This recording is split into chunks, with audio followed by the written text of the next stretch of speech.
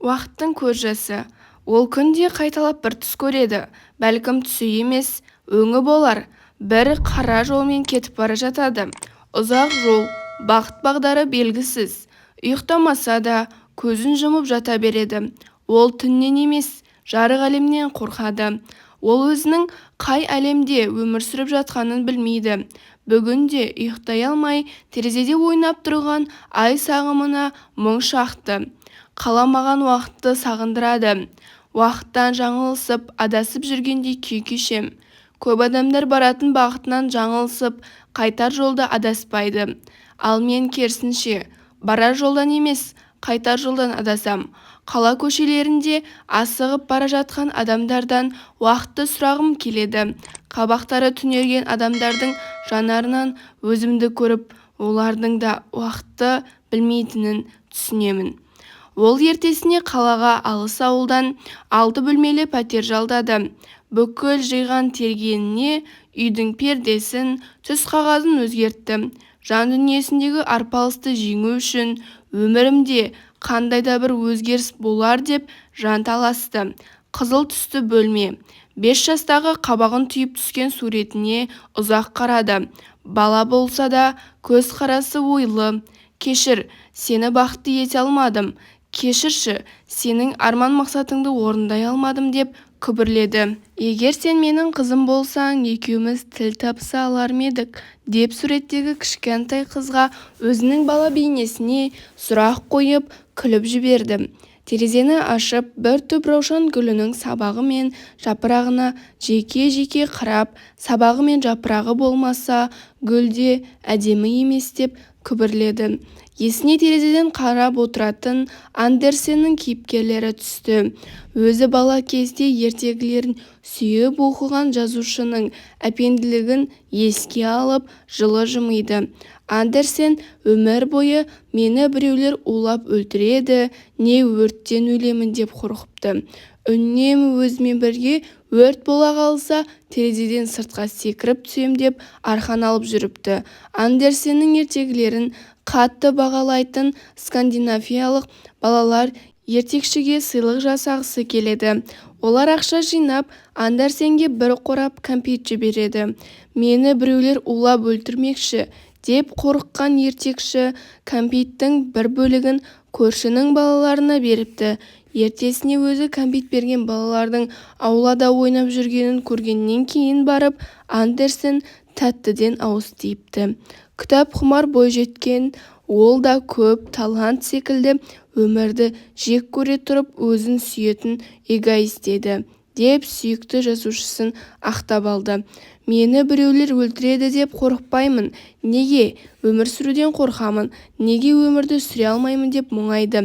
Ата-анам мені өмірге құштар етіп тәрбиелеген жоқ. Ертең балам болса, оны өмірге құштар етіп тәрбиелей аламын ба?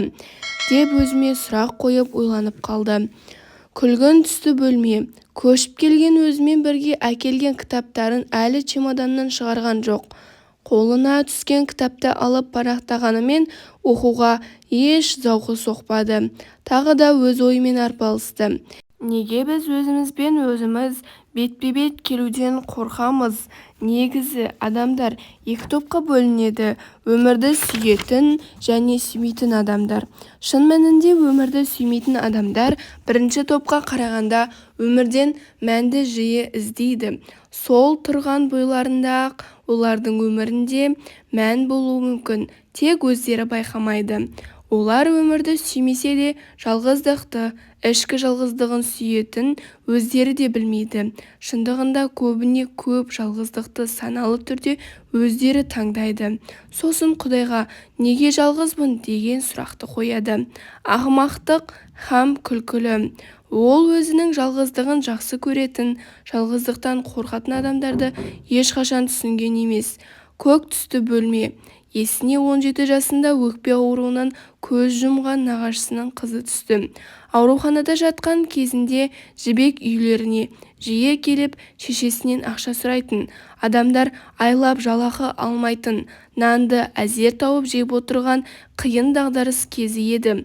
9 сыныпта оқып жүрген кезімде мектепке жыртық етікпен барып жүрдім. Аяғымнан су өтіп, қатты жаурайтынмын. Bir күні сабақтан келсем, қудай аппақ сүйектері көрінетін жібек үйге тағы келіпті.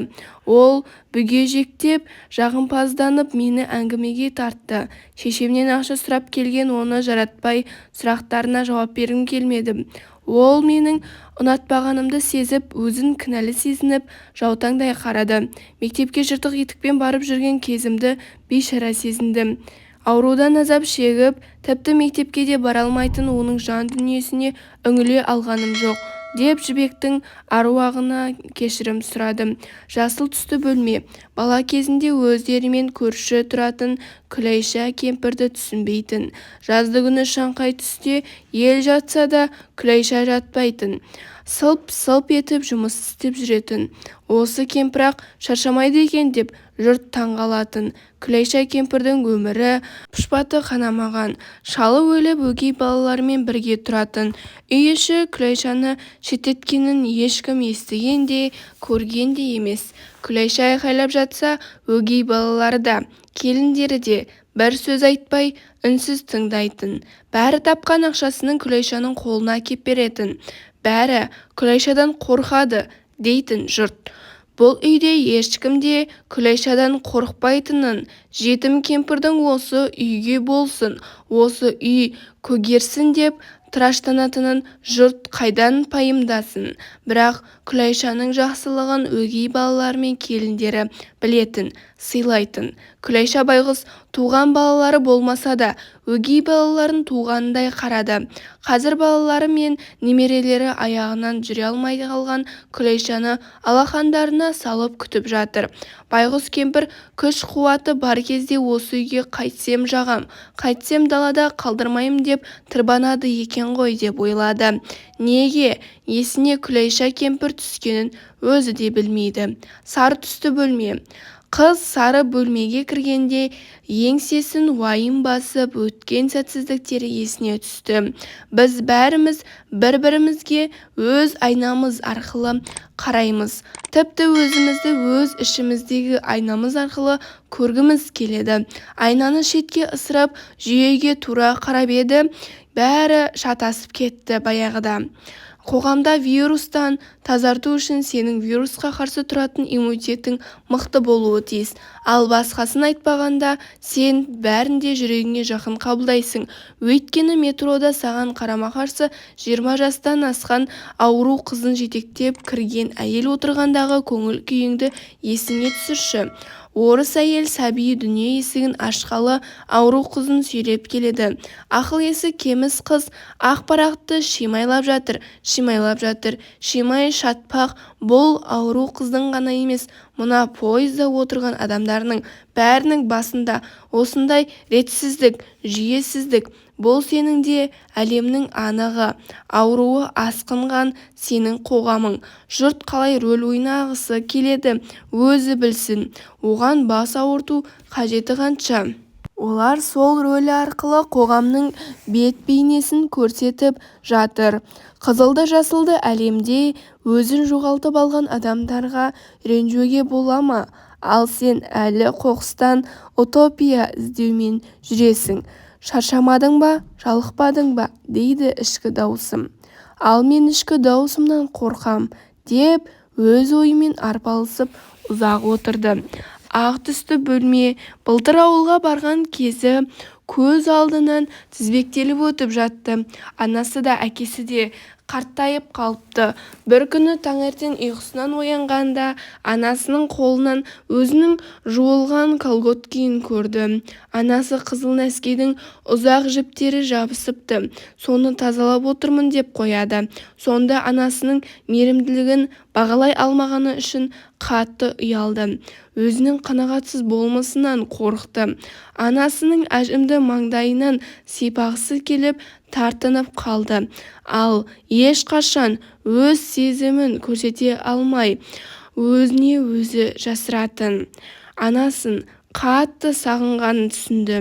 Ертең ауылға кетем деді. Бөлмеден көңілденіп, ыңылдап ән айтып шықты. Ол өзінің Құдайдан алыстап кеткен бейнесіне қатты қорықты. Құдай мені кешірші күнәһар пендеңді.